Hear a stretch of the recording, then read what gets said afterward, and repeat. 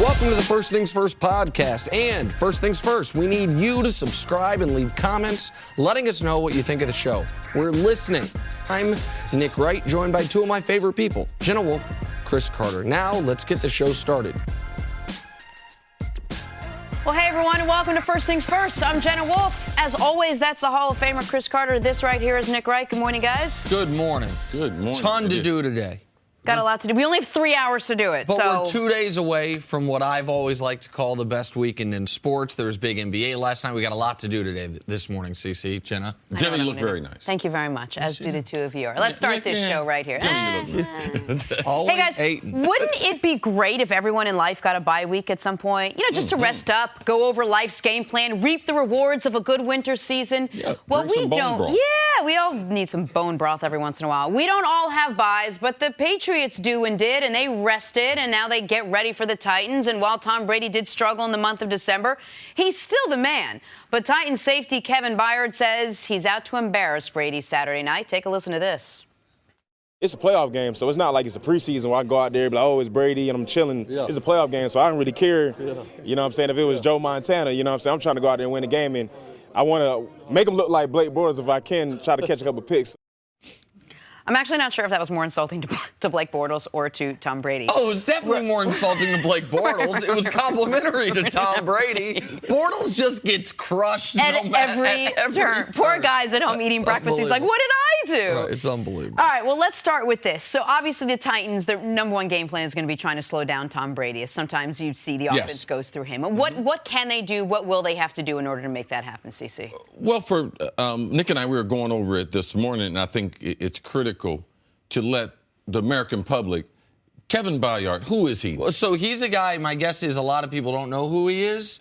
He's the best player on the Titans defense. Yes. Second-year player out of mid-Tennessee State, mid-round pick. But he led the NFL in interceptions this year, and he's a first-team All-Pro. And one note on that, CC and I will often make distinctions between Pro Bowlers, which sometimes is based on reputation. Popularity. Or also with him being a middle rounder, not having a big name and playing on Tennessee, that he's not going to get in the Pro Bowl after his first great season. But the voters on first-team, the All-Pro team is the more prestigious team. Yes. First-team All-Pro means you were, for this year, the best in the world at your position. That's who Kevin Byard was this year. He is a very good player, but he's also very young and inexperienced. And when you're playing against great players, my philosophy was, when I was playing against Rod Woodson, Deion Sanders, Aeneas Williams, all these guys, Charles Woodson, Darrell Green, all these guys, Hall of Famers or potential Hall of Famers, I want to leave the game with a stalemate.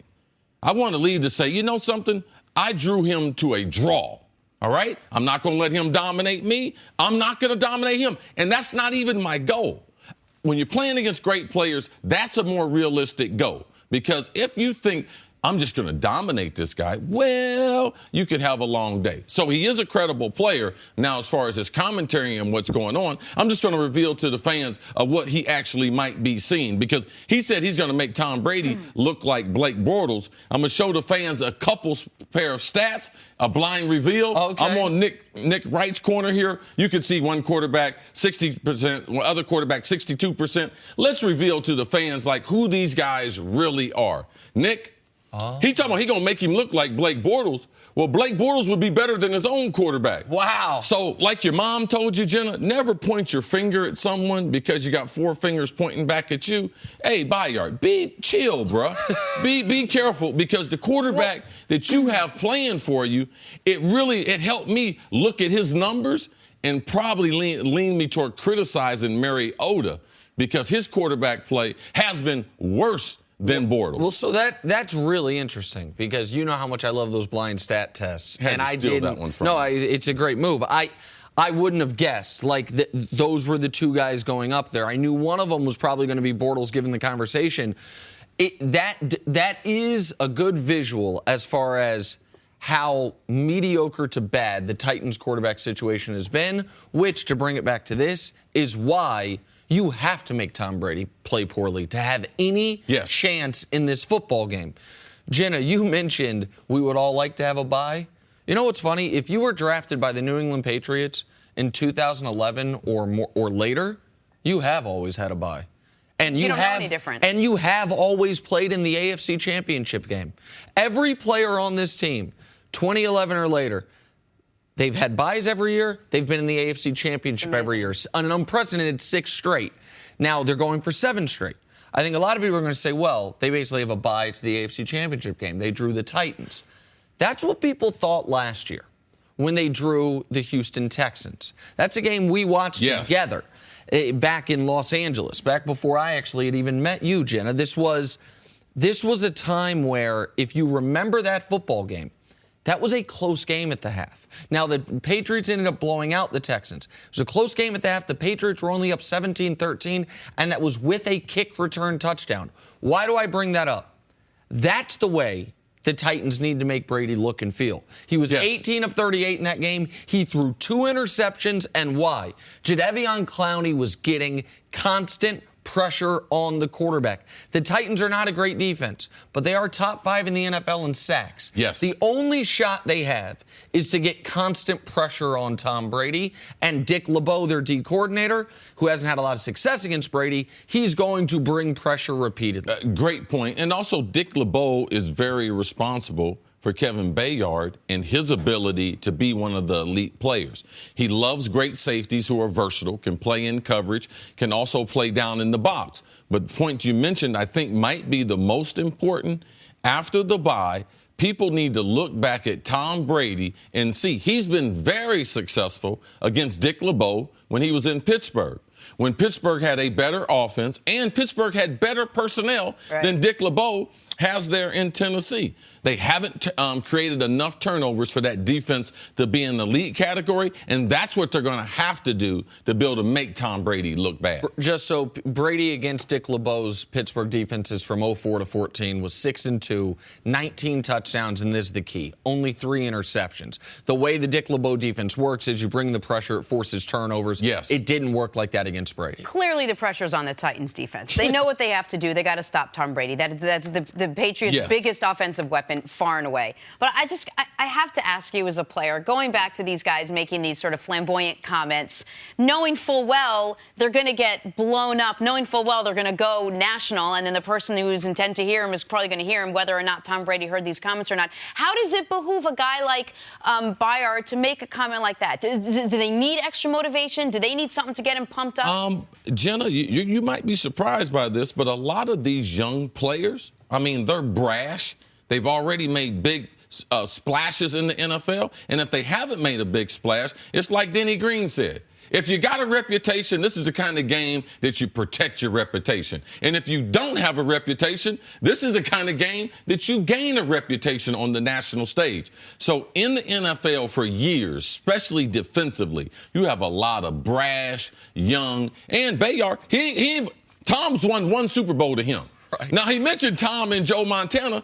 They don't know what they don't know. So we see this more often, especially in football. Does Tom Brady even hear a comment? Like, does this even get to a guy like Tom Brady? According to CC, Tom Brady's going to get a packet that's going to have the clippings in it. But watch if he throws a touchdown. Watch Tom run to the end zone, and he'll be side-eyeing him. There's a famous That's what he'll be doing. Brady, you can almost say, ended one of my college friends' careers. Do you remember the safety Anthony Smith? He was on the Pittsburgh Steelers, on a Dick LeBeau defense, the undefeated season for the Patriots. And going into the game, Anthony Smith talked a little trash on Brady. The Patriots ran a flea flicker designed to pick on Anthony Smith. Yes. It worked. They scored a touchdown. Brady ran straight to him and went jaw to jaw with him. Yes. So, yes, Brady. What year was this? 07. This was the undefeated Pats during the regular season. Now, but CC's point about Tom Brady's only won 1 Super Bowl to Kevin Bayard, it reminds me of one of our favorite players on the show, Jalen Ramsey. Like, these guys have been so successful their entire careers. They have both been drafted by teams that don't have a lot of success, and they probably look at, hey, guess when my team got good? When they got me. Guess what? Like, you guys think it's the Patriots versus the same old Titans, or you guys think we're the same old Jags. We're not the same old Jags. No. Because I'm here now. And so, that is, and I think CC's also right, that the defensive players, like Like, you pick one offensive player in this league that you don't want to trash talk, who when he gets mad, upset, and mean, it's Blake Bortles. God, you said it just right. It's just like first things first. Yeah. We didn't get good until you guys got here. Hey, guys, welcome back. Look who's here. Coach Eric Mangini. Good to see you. Put your glasses on, Coach. I don't know what you're talking about. Okay. Deny. I don't know what you're talking about. Your face looked like your son on the Christmas card. I didn't do anything. Yes. Yeah. All right, I could use a pair of glasses. Anyway, more playoff football to talk about this weekend. Steelers and Jaguars in a much-anticipated rematch. First time they played, Steelers were the favorites, but the Jags were the winners. Crushed them. 30-9. Big Ben threw 5 picks and then hinted at retiring. Seems a little dramatic, but who am I to say? Fast forward 14 weeks, Steelers favored again. This time, Roethlisberger, who didn't retire, said he wants another shot at the Jaguars. And Jacksonville cornerback Jalen Ramsey says he understands where Ben is coming from. I would want to play us again, too. I mean, he threw 5 picks, was contemplating retiring, whether he had it or not, after playing us. So, they had a good season after our game. I would want to play us again too, but at the same time, sometimes you got to be careful what you ask for. So we'll see Big Ben and the Steelers on Sunday, and we'll see what they have to say. A lot of this throwing around the be careful what you wish for kind of thing. But, all right, Coach, this is a really good matchup between the Jaguars defense and this Steelers offense. Who has the better unit? Sorry. I'd say the Steelers, to me, have the better unit. What happened last time is an aberration, and the idea that Ben's going to throw 5 picks, 2 of them going back for touchdowns, that's not going to happen again. And as much as Jalen Ramsey's warning Big Ben to be careful what you wish for, right. To some degree, you also need to be careful for what you wish for, because they can hurt you in the passing game. With Antonio Brown, depending on where he is, he's so hard to deal with. And then when you push coverage to him, that opens up stuff outside from Artavius Bryant. And then you've got an elite player at the running back position. So with Le'Veon Bell, where are you going to push your resources? Who are you going to stop? Big Ben has the ability to extend plays. His extended plays end up usually as big plays. Now, what I really like about Jacksonville is the way that they've been able to combine these free agents that they brought in. Yeah. The effect of Calais Campbell, Barry Church, A.J. Bouye, combined with the young players that they picked up in the draft last year. That's really hard to do. That's hard to bring guys into a locker room and have them have a meaningful impact on the rest of the group. And it's probably because they had the young players and that mix between the two that's making it work as well as it is. Just a quick follow-up. They do have the great defense. You're saying it. They're inexperienced, a couple of those players on the defense. And how much of a disadvantage is that going to pose for the Steelers offense to take advantage of that? Well, they do have the experience factor going in, or the inexperience factor going into it. But it's nice for them to have those veteran players like a Barry Church and a Calais Campbell. Yeah. Calais is a guy that can single-handedly ruin the game. And sometimes it doesn't always show up in terms of tackles for loss or sacks, although he's been very productive there. He blows up blocking schemes. He opens up things for other guys. You got to know where he is, so you've got to handle him. And that's a difficult thing from an offensive coordinator perspective, always accounting for him, because then your plays have to build off of that as opposed to your traditional scheme. All right, so a few things. One is you mentioned A.J. Bouye, and I just want to give the Jags front office credit because this is a guy who was an undrafted player. Yes. I was in Houston when he was his first year there, and with 2 weeks left in the preseason, he was about the 55th guy for the 53-man roster. So, he was a fringe guy who then got pushed into the starting lineup last year, played really well. But I think there was a lot of concern about whether or not that was a one-year aberration, whether or not he is going to be worth the type of money he went out and got. The Jags didn't pick he or Calais. They picked them both. They've both been excellent. You mentioned Barry Church. One of the reasons Jalen can be so good is because the other corner has been excellent as well. I think that's really important to note. Go ahead, CC. I think that Jalen would be good on any team. I mean, I believe he's one of the most talented DBs. He's Richard Sherman with speed. He's a better athlete than Richard Sherman. Very seldom are we going to see a guy that has that type of height, that type of length, because typically the higher your hip joint is off the ground as a DB, the harder it is to change direction. So Richard Sherman, if you're like, okay, what's his weakness? That's his change direction and his overall speed. Jalen, what's his weakness? He doesn't have a weakness, and we just don't see that combination of size, speed, and being able to play man-to-man as much as he's able to play man-to-man. I thoroughly agree with you. The point that I was trying to make, and maybe I made it awkwardly, was now, AJ was what makes that defense special when you add another rusher, you bring in Calais, who presents problems, and not only in the run game, but he gave you 14.5 sacks, a career high. Well, and so the reason I brought up Boyer was because a corner as good as Jalen, typically teams will just stay away from him.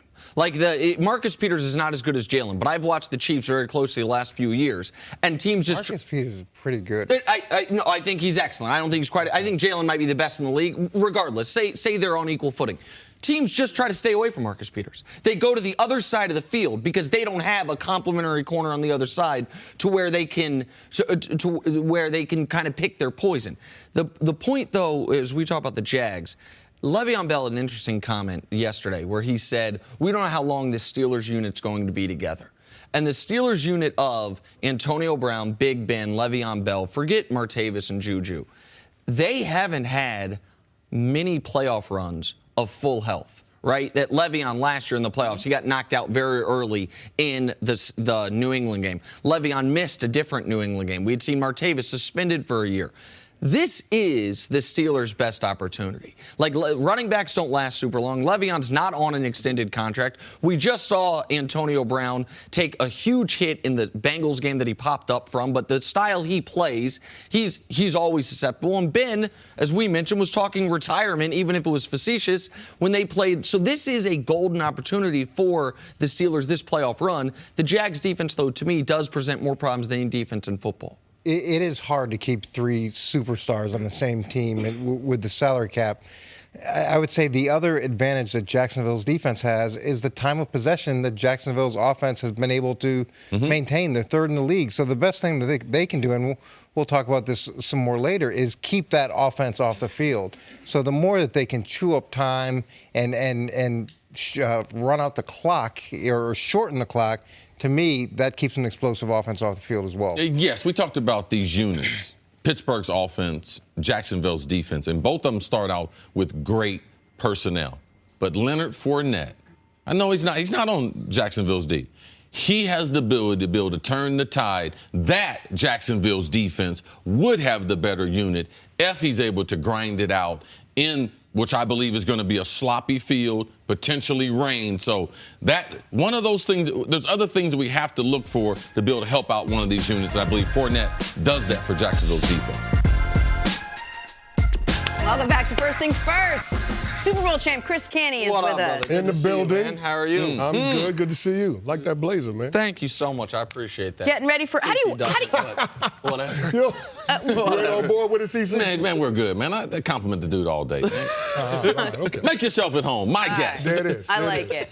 Chris Canty, let's talk about Case Keenum, who makes his first playoff start this Sunday against the New Orleans Saints after looking over his shoulder all season long, and let's face it, probably both shoulders, a couple other body parts. Keenum managed to keep the job over Vikings fan favorite Teddy Bridgewater. Friend of the show, Adam Thielen, says he's expecting big things from his quarterback.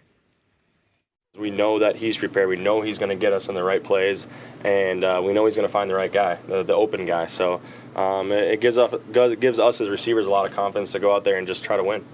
All right, Chris. What should we expect from Case Keenum in his first playoff game? Because I felt like for the last, let's call it 13 games of the season, we kept saying, what do we expect from Case Keenum this week and this week and this week? Well, now the guy got the team to the playoffs, or the team got the guy to the playoffs. And Case Keenum, here he is. What do you expect from him? Well, if you look at the numbers in the head-to-head matchup between Case Keenum and Drew Brees, What's your numbers say, total big QBR, I mean, Case Keenum has the better numbers with total QBR. If you look at it in situations. Man, we should have had you on a blind reveal. Listen, against the blitz, outside of the pocket in play action, you name it, Case Keenum's numbers are better than Drew Brees. Love Chris But Keenum. I'm not going to sit here and ignore the fact that Case Keenum doesn't have any playoff starts. CC, you know this time of year, experience matters. And we saw that play out in that Rams-Falcons matchup, not only from the player perspective, but the coaching perspective. Experience matters in terms of not making the critical errors. I know Case Keenum has taken care of the football in large part this season, only 7 interceptions. He had 20 touchdowns. He's performed very well in terms of the situation that he had to step into. But when I'm looking at this matchup, I can't ignore the fact that Drew Brees has a decided advantage in terms of playoff starts. He's got a better offensive line, even though they're going to be down Andrews Pete. He's got a better running game than Case Keenum has. And when you look at the defenses in terms of scoring, they're pretty much evenly matched. So I'm looking at this to be a close ball game. And in a close ball game, I think experience matters, situational football, third down, red zone. I got to give the edge to Drew Brees. I do not think there's a path to victory for the Vikings that does not include Case Keenum playing great. I don't think they can win this game the way they've won a lot of games this year, which is amazing defense, great running game, don't kill us quarterback. Like, Case played better than that, as you mentioned. Like, Case, since week 11, second-ranked passer in the league, 11 touchdowns, 2 picks. He's played really well, but they haven't needed that most of those games. They've been. I don't think they can beat the Saints off the strength of just this awesome defense and the running game. I think Case is going to have to play a really good football game. I don't think he has to go touch for touch with Drew Brees, but he's got to be within reaching distance of what Drew Brees does. And that is, it's a lot to ask of anyone, much less a guy who started this year as their second-string quarterback. Yeah, this is no blind reveal, but let's just play this little game. Let's imagine Cam Newton last week in New Orleans. Imagine he had the skilled players. I'm talking about all of them. The Vikings running backs, the Vikings wide receivers. The tight ends are interchangeable, you know, because they're about the same ability. Right. Both of them been hurt, both of them, but Rudolph is coming back from a week bye. So he's going to be moving a little bit faster. Vikings offensive line. Yeah, so the whole thing. Which group would you rather have? And do you think New Orleans would be playing this week if he had the same group? No, I don't. Because you mentioned I think Thielen. Carolina would have won. If Cam had the Vikings' offensive weapons, is what you're saying, would Carolina have won that football game? I think they would. Right. So not only did the Vikings change their 5 starting offensive linemen from last year, 4 new starters, all 5 new positional starters, but also their skilled guys don't get enough credit. Stephon Diggs and Adam Thielen, they have gotten it done for the Vikings. You're talking about contested throws, tight throws. They're one of the best in the NFL as far as making those type of plays. So you don't look at them as down the field, big play wide receivers, but they've been able to do it, and they've been able to help Case out. Case has the benefit of playing at home, sleeping in the hotel right downtown. The crowd noise, it's going to be incredible. My daughter works for the Vikings. They have sold out everything in Minnesota. At the Timberwolves game last night, people like the Timberwolves, but that's a Vikings town. And they know that they could be the first team ever that the first weekend in February, they could be playing a home game that happens to be the Super Bowl. And I believe that will be the impetus, because this could be the Vikings' last home game. Philadelphia has the number 1 seed. Unless they lose. Vikings fans know that, and it's always been a huge advantage in Minnesota. Now, some people say the noise is manufactured noise. I don't, because y'all pipe it in. I don't know. It's my job to play on the field. Is that Monterey's job? Is she the one that pipes in No, she's a part of the foundation and everything. What does that even? So we hear so much about crowd noise, and besides the obvious, like throwing off snap counts and whatnot, what does crowd noise do to the opposition? It doesn't let you think.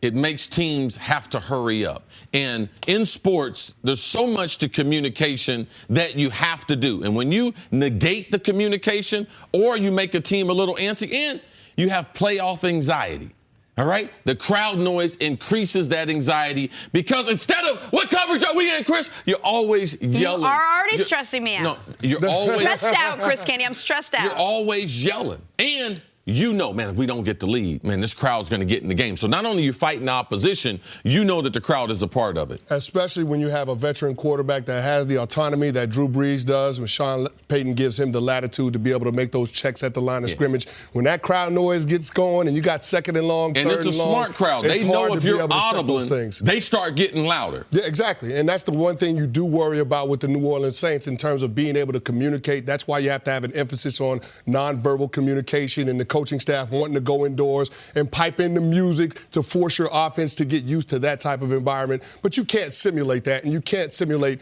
playoff football. You can't simulate that type of atmosphere. The one thing I will say is that's why I give Drew Brees the advantage. Case Keenum has never seen playoff football before as a starter. So here's what's interesting. Case Keenum has never seen playoff football.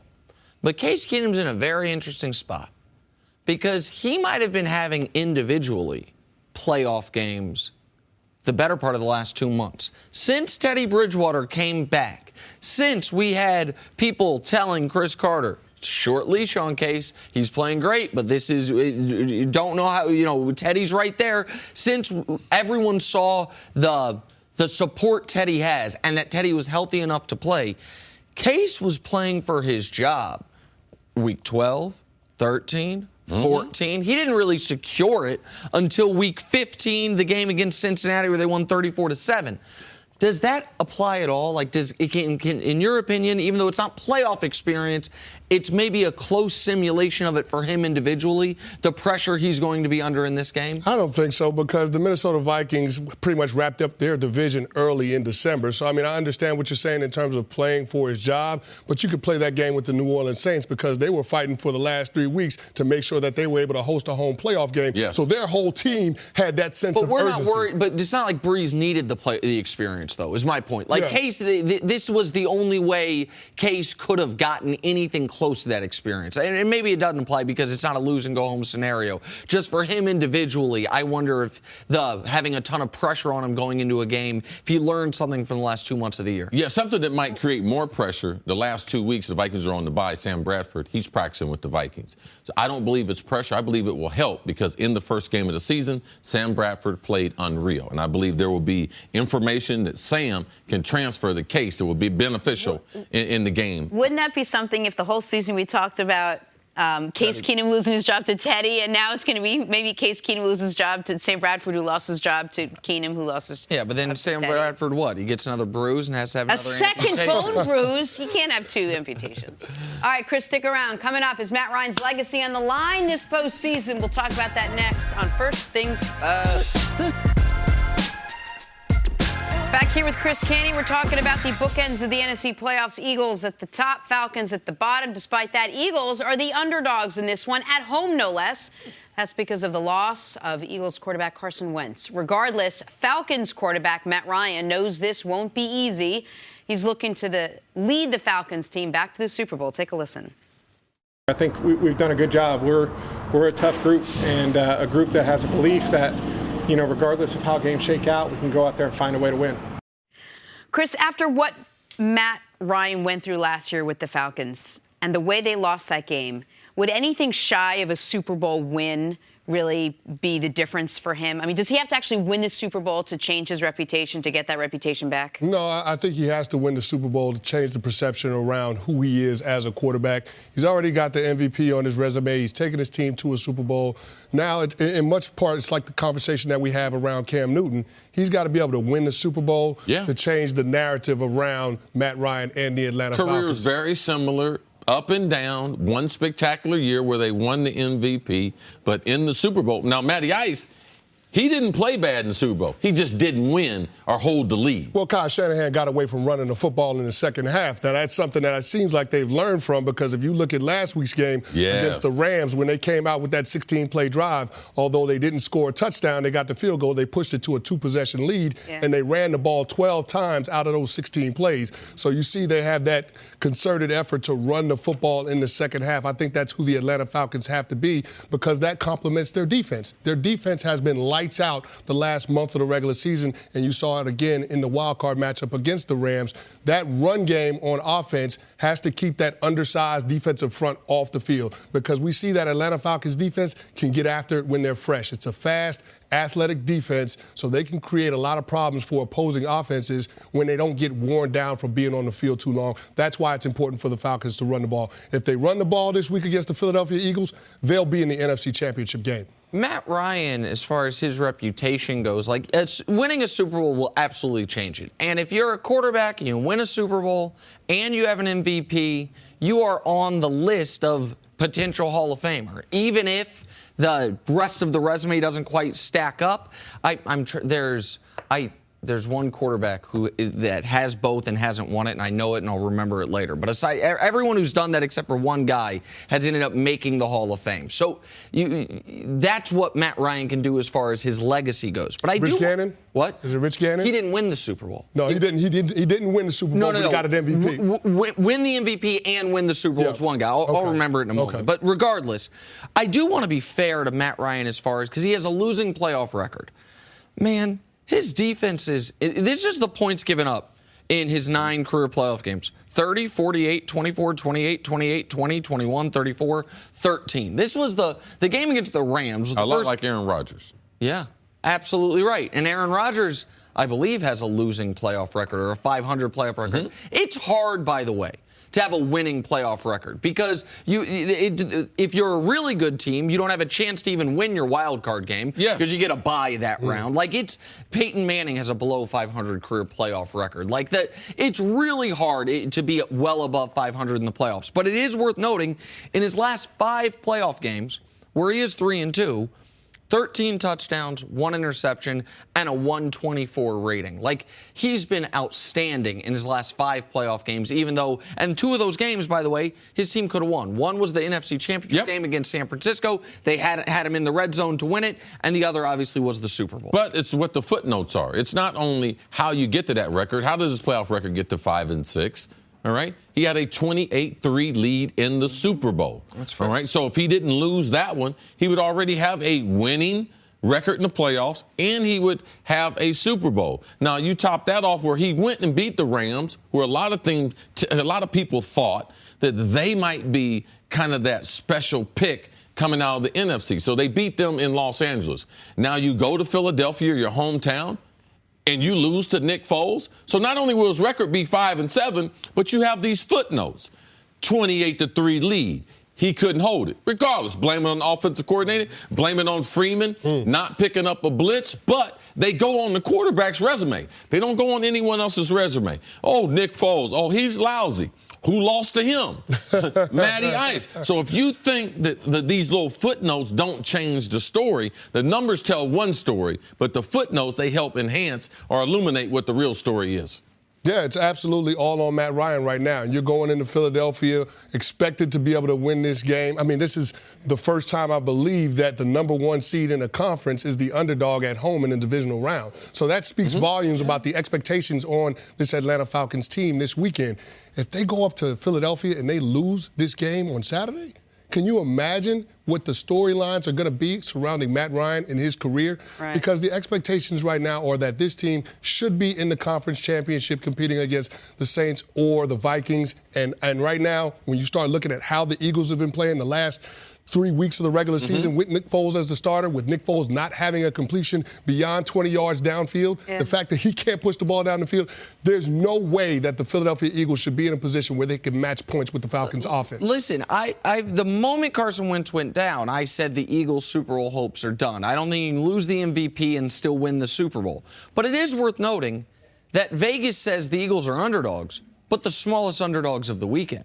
They're smaller underdogs than the New Orleans Saints are, and no one be shocked if the Saints win. Yeah, but they're a number 1 seed. No, I understand that, but yes. The point that I'm trying to make is I don't want the audience to think that this game is like the Pats-Titans, where if the underdog wins, it's a shocking upset. Because of the quarterback discrepancy and because of the way the Eagles' offense looked at the last 2 weeks of the year, I think people say, oh, it'd be shocking if Philly won. Philly's at home with a good defense and a great running game. They absolutely can beat a Falcons team that needed to win the final week of the season just to make the postseason. Yeah, but also we need to talk about other Eagles, though. I mean, we're putting everything on the quarterback, but this was a good football team. Zach Ertz, he's important in this game. Malcolm Jenkins, he's important. Jim Schwartz, the defensive coordinator, he's interviewed for a few coaching jobs. Now, Chris, you know, guys like to show their stuff. They typically don't blitz a lot, but in this game, because he's done a lot of interviews, do they blitz more? They're going to have to be aggressive on the defensive side of the ball, because if you look at this team, and defense has carried them throughout the regular season, it's a top 5 defense. They create a lot of havoc. They're able to force a lot of turnovers. They got to get back to that formula if they want their team to have success. If your offense is struggling, defensively, you got to create short fields and extra possessions to help your quarterback out. That's something that they haven't done the last few weeks of the regular season. Hey guys, it's Nick Wright. Thank you so much for listening to the First Things First podcast. But before the show moves along, I want to tell you about another great podcast available from Fox Sports. It's the Maybe I'm Crazy podcast with Joy Taylor. You know my friend Joy from Undisputed, but on Maybe I'm Crazy, she's breaking down the biggest stories in the world of sports in only a way Joy Taylor can. Does any other podcast beside Maybe I'm Crazy have loser power rankings? I don't think so. So check out the Maybe I'm Crazy podcast with my pal JT every week from Fox Sports. Warriors and Clippers. Warriors have owned them the last 2 years, but on this night, no Steph Curry. He re-aggravated his ankle. No Klay Thompson. He's getting some rest. So the Clippers took advantage and scored more points than the other team did. They won 125-106 behind 50 points from Lou Williams. Kevin Durant had 40 of his own, reaching his 20,000-point mark. Only 4 to 4 players have done that. He spoke about Lou Williams' performance after the game.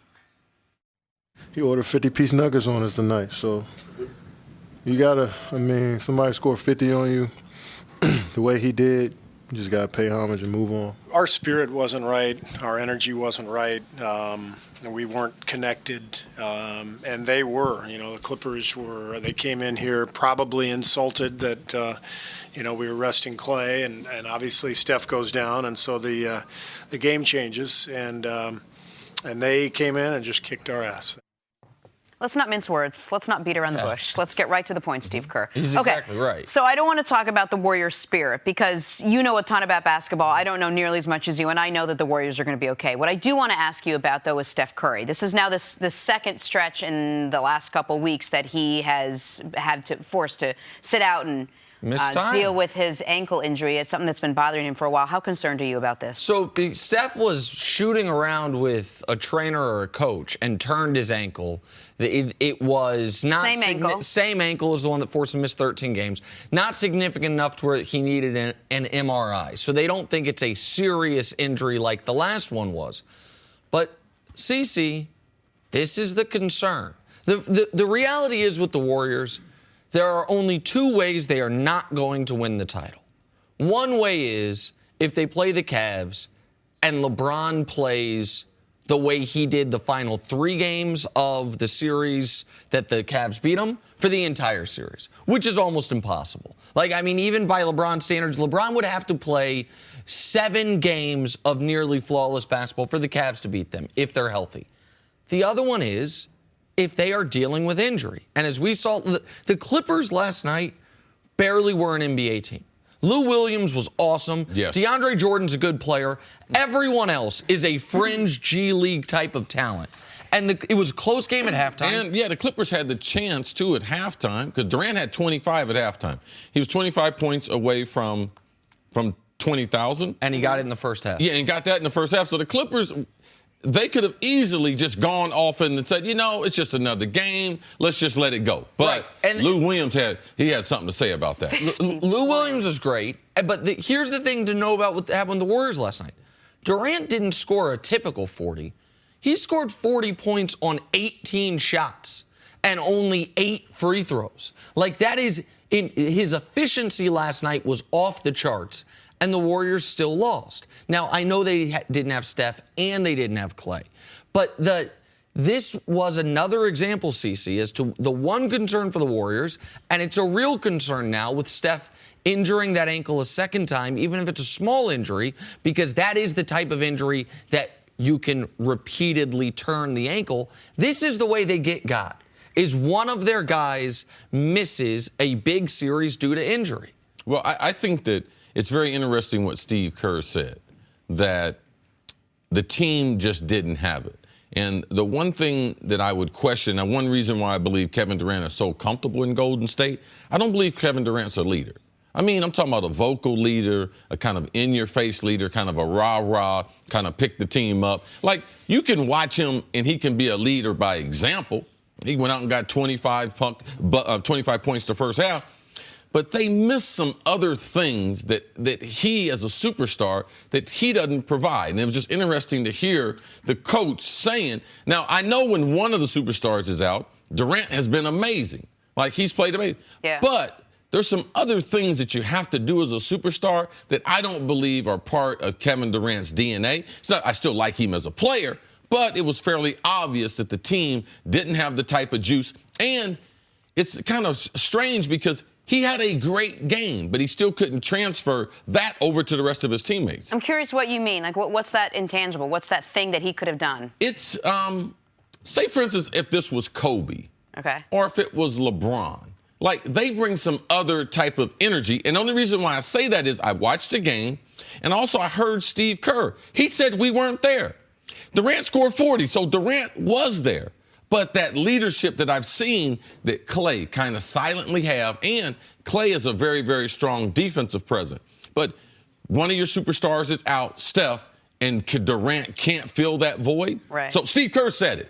So for me, I'm just trying to look at what he was talking about. And for me, looking at Durant, and one of the reasons why I believe he left OKC was because he's never going to be like the leader or kind of be the face of a franchise. He doesn't want to have to fill that role. And he went to the one, he went to the one point team where he doesn't have to. One team where he doesn't have to. Right. Either team up with LeBron or team up with Steph, where you can be that good and you won't be the leader by default. Like, I mean, it's a big reason why he did what he did. All right, so let's talk more about Durant and that milestone. He did become the 44th player in NBA history to score 20,000 points, the second fastest to do so, only behind LeBron James.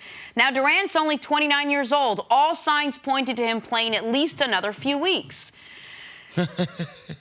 Nick, is Durant in the conversation of best scorers of all time? Best scorers all time now? Absolutely. Yes. I mean, Give me your list. There's no question about it. Oh, I thank you for asking. I think Durant's one of the 5 best scorers in the history of the league. And my list isn't the gospel truth, but for my list, what's I think cool about it is all 5 guys do it so differently. So my 5, and you can pick the order, would be Kareem. How'd he do it? Well, he had the single most unstoppable shot in the history of the sport, the skyhook. Scored close 40,000 career points, something like that. My guess is 28,000 of those were on that damn skyhook. Also on the list, Wilt Chamberlain. So how does Wilt do it? Just a physical dominant force like we've never seen, really playing almost in the wrong era. Also on that list, of course, Michael Jordan. How did MJ do it? Every single way. Like, you go to the basket, mid-range, not as much of a three-point shooter, but everywhere inside the arc. Also on the list, top 5, LeBron. How's he do it? I'm going to put my head down and get to the bucket. Shoot threes when I need to, but I am just faster and bigger and stronger than you. And then Kevin Durant. How's he do it? A 7-footer that can shoot from 30 feet. Like, all 5 of those guys score differently. And that's with respect to Elgin Baylor and Kobe Bryant and Jerry West and Dirk Nowitzki and Rick Barry. But those are the 5. MJ, Kareem, LeBron, Durant, Wilt. And you should know, they're not the 5 leading point scorers. That's your list. No, but Wilt didn't play long enough. MJ is 4th all time. Kareem's number 1. LeBron's going to finish number 1. And Durant's going to finish somewhere in the top 5. Yeah, I think it's hard, especially to put Wilt on all-time scoring list because he had there was no part in time where one person had such a huge advantage over the opposition. So you can do it, but you need to put maybe an asterisk. An asterisk, an exclamation mark, just so people know. Kevin Durant, though, his ability to be able to score at whatever he is, 6'11", 7 foot, ability to be able to dribble the ball. I would be willing to debate, is he a better scorer than Kobe? He shoots a higher percentage. But Kobe, to me, was a better offensive player because I thought that he could do more things than Kevin Durant. Kevin Durant's an amazing offensive player, but he has no post-up game. And barely ever plays above the rim. Now, his skill level, it's amazing. For to be able to handle the ball, to be able to shoot the ball away, not only from three, but his intermediate jump shot also is very nice. Kobe can score more ways, and I thought was more dangerous as a scorer than Kevin Durant. And I didn't mean to force you into a Durant-Kobe discussion, but you do think he's one of the best scorers ever.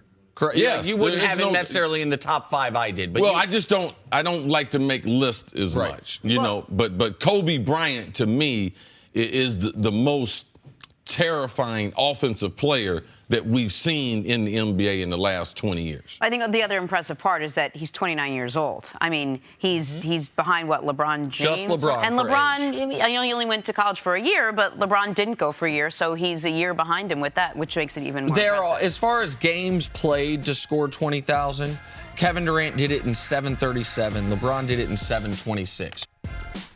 I'm Jenna Wolf, and thank you for listening to the First Things First podcast. Make sure to subscribe and tell your friends, family, and coworkers about the podcast, which, by the way, is available on iTunes and all your favorite podcast apps. You can catch a fresh new episode every Monday through Friday on FS1, starting at 6:30 a.m. Eastern, 3:30 a.m. Pacific. So long, everyone.